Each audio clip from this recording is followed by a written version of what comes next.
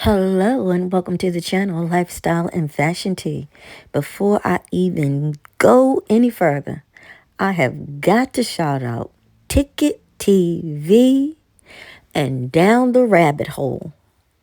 I am a new YouTube creator and you two help me so much. Ticket, I don't even see your face, but you are so helpful.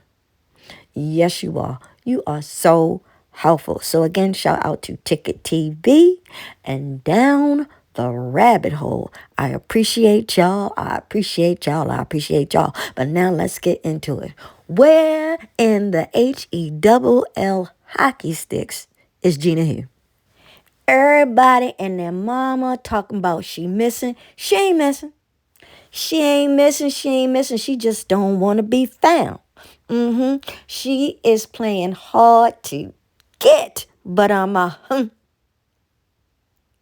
you gonna make an appearance, young lady. That little smile up there. Oh, you gonna make an appearance. Oh, if they want you, you gonna make an appearance because they know where you are hiding. You done went on Tasha K Live and said all that, and now you don't want to get up on the stand. What the world? Tasha K got just as many viewers as that courthouse. What the world? Well, let's get into it. Gina's choosing not to basically respond to the court. And what's going to happen is that, listen, I'm just going to say the unpopular opinion. This is just my opinion. Then we're going to get to the transcripts. People don't ever want to see Cassie. You could say Cassie's a victim, but she's also an unindicted co-conspirator to this case. She had to testify, basically. Keep that in mind. So she's very much a victim, but just like many human trafficking cases, there are victims that can co-inspire to things that then don't want to give a testimony. Okay. Now, this is another thing that I heard, and I'm trying to confirm it further. But if you go to Pacer, there was a sealed letter that was submitted. Something was submitted, and it was submitted under seal. And I'm being told out there, this is that victim 2 is submitting letters to the court. Okay, so people are the witnesses and victims are getting really, really worried about who I have to go to court. What do I have to do here? What is going on? It's interesting to me because Gina did that interview with Tasha K many years ago, and that went viral, and it's now up and running again. Tasha's being mentioned all over the blogs, right? So it's kind of like, I don't get it, Gina. Like, I get that was very maybe traumatic what she went through, but her refusing to testify in the court, I mean, could that make or break a case? I don't really know. No, but I do know that Diddy's still going to jail, but they still gonna get you if they want you. Now, I would post something and I would say something, but I don't know. You might try to run, and that's not gonna happen. But I have found something else up on YouTube. Let's get into that too. In the swirling vortex of controversy surrounding Sean Combs, better known to the world as P. Diddy, there's a voice that was speaking out long before the current wave of accusations hit the headlines, as the music mogul faces an ever-growing mountain of legal troubles, including federal charges and dozens of lawsuits, allegations from girlfriend GINA Who. Is it Who or Hun? I don't know, but we gonna keep going. They have resurfaced with chilling new relevance. Her story, once largely overlooked by mainstream media, now appears to be part of a much larger pattern of alleged behavior. The Instagram model's claims of physical and emotional abuse during their tumultuous 5-year relationship from 2014 to 2019 have gained new significance as more accusers come forward. Let's take a deeper look at what Hugh has alleged and how her story fits into the bigger picture of allegations now threatening one of hip-hop's most powerful figures. You might have first heard about the accusations against P. Diddy when Cassie Ventura filed her headline-making lawsuit in November 2023. But the truth is, the warning signs were there much earlier. Model GINA HUYNH had already shared her story of alleged abuse, though it didn't make any waves at the time. In what now seems like a prophetic interview with YouTube personality Tasha K. Hugh, whatever we gonna say Hugh, detailed what she described as a troubling pattern of physical and emotional abuse throughout the relationship with the rapper. What makes this particularly interesting is the timing. Hugh's relationship with Diddy reportedly took place during a period when he and Cassie were on and off, creating a complex timeline of overlapping relationships. While the media largely ignored Hugh's claims when they first emerged, they are now being viewed through an entirely different lens. With the benefit of hindsight and in the context of mounting allegations from numerous other individuals, her story has become an important piece of a disturbing puzzle that continues to grow with each passing month. When you hear the details of GINA HUYNH allegedly experience, it's hard not to feel a chill run down your spine.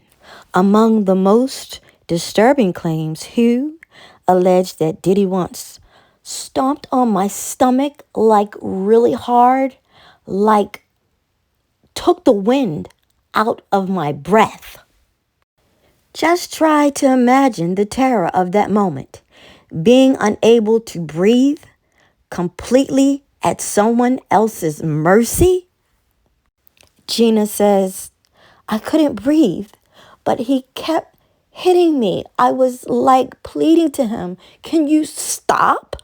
I can't breathe. The desperation in those words paints a vivid and troubling picture. Your hair and stuff like that. Like, can you name a few more instances? The other time was he had caught me texting another man. We was in Miami, and it got really crazy that time. We was upstairs, and he had like, we were in his closet, and he like pushed me, and I fell to the ground, and then he like stood over me. So I was like laying on my back, and he stood over me, and he started like punching me like this. Like, he avoided my face, but he like started punching me like on the side of my head, and I was just like covering my face. And he did that, and then after he got done doing that, he like, because he was standing, his legs were like in between me, so he stomped on my stomach like really hard, and I like took the wind out of my breath. I couldn't breathe, and he kept hitting me, and I was like pleading to him, like, can you stop? I can't breathe. And he like stopped for a little bit. He like grabbed my hair from the back and like was like punching the back of my head, because he was just avoiding my face when he was like hitting me. Wow. The next big fight we got into was I can't remember if it was like in November or beginning of December of last year. At that point I was like fighting back, because I just had enough of his shit, and he kept like pushing my buttons, and I was just like trying to like calm the situation down before it got worse, and he just kept pushing me, and then so left his bedroom and I went down to like the meditation room. It's kind of like a guest house, like it's like separate from his house, and he followed me there.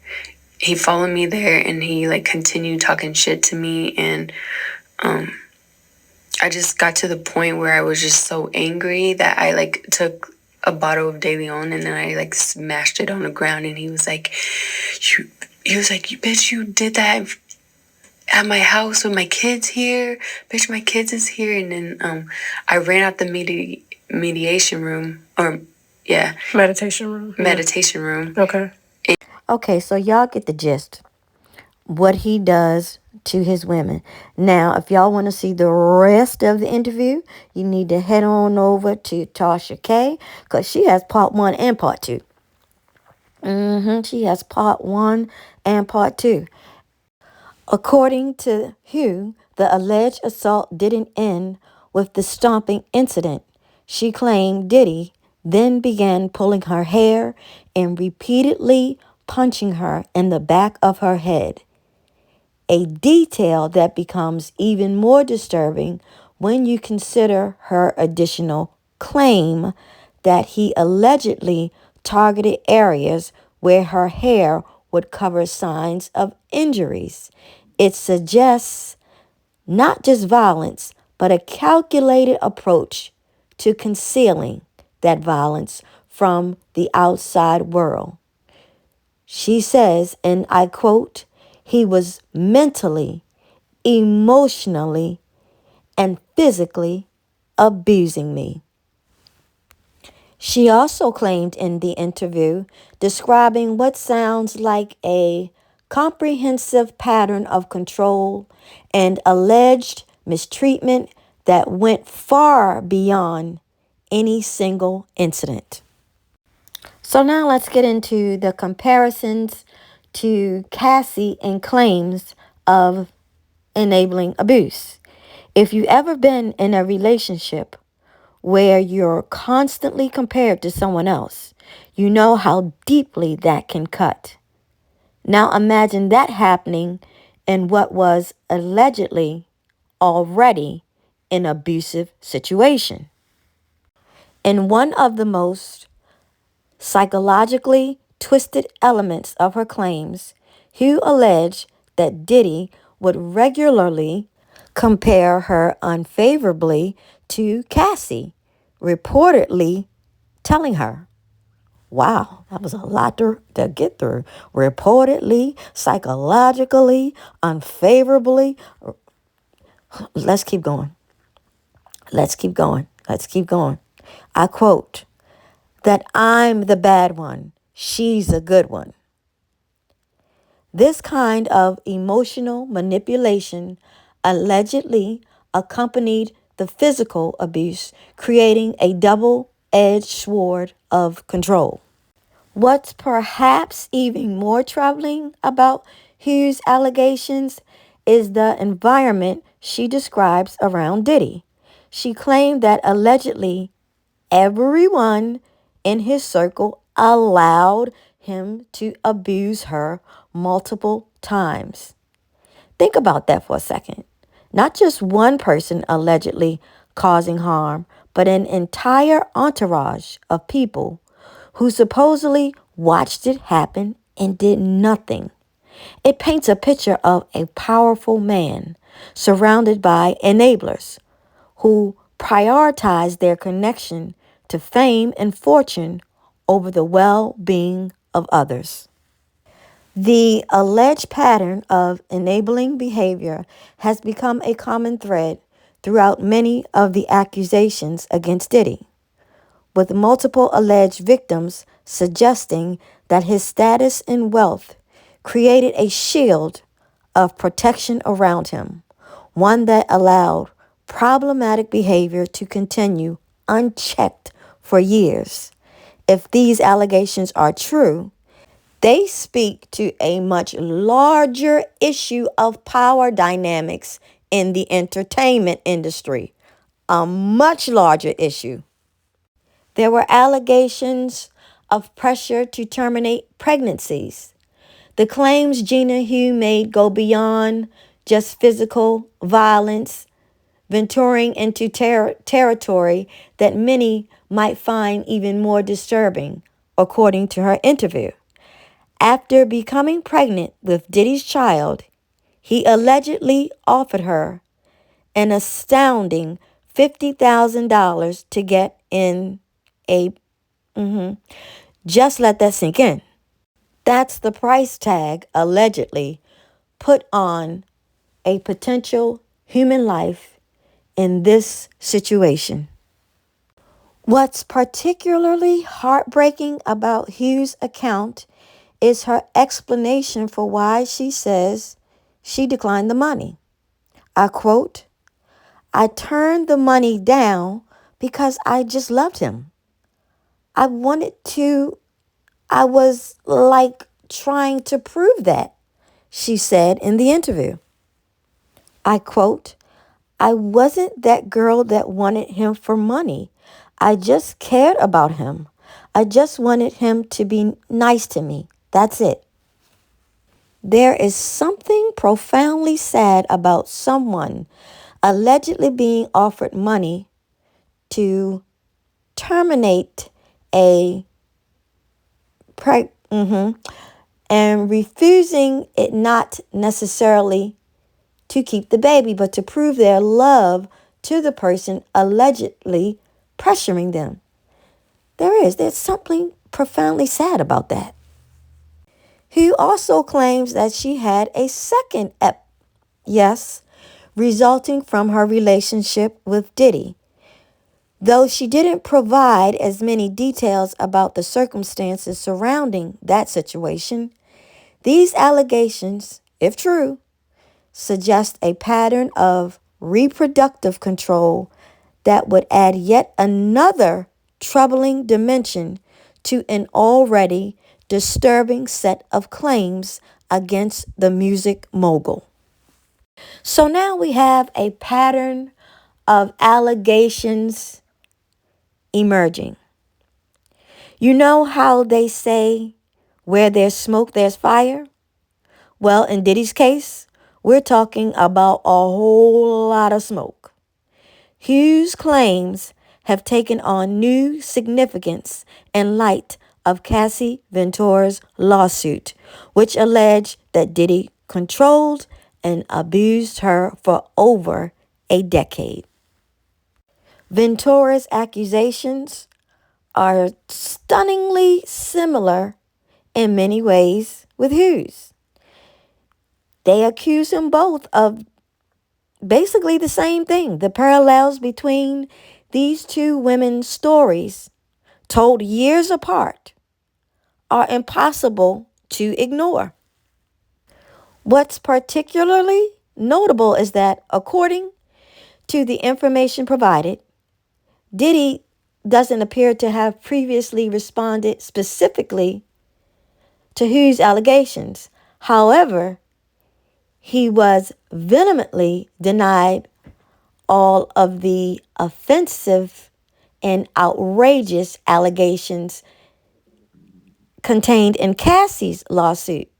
The silence on one set of accusations and denial of another creates an intensing dynamic as the public tries to piece together what might have actually happened. And as we know, it actually happened because he did a video apologizing to Cassie, which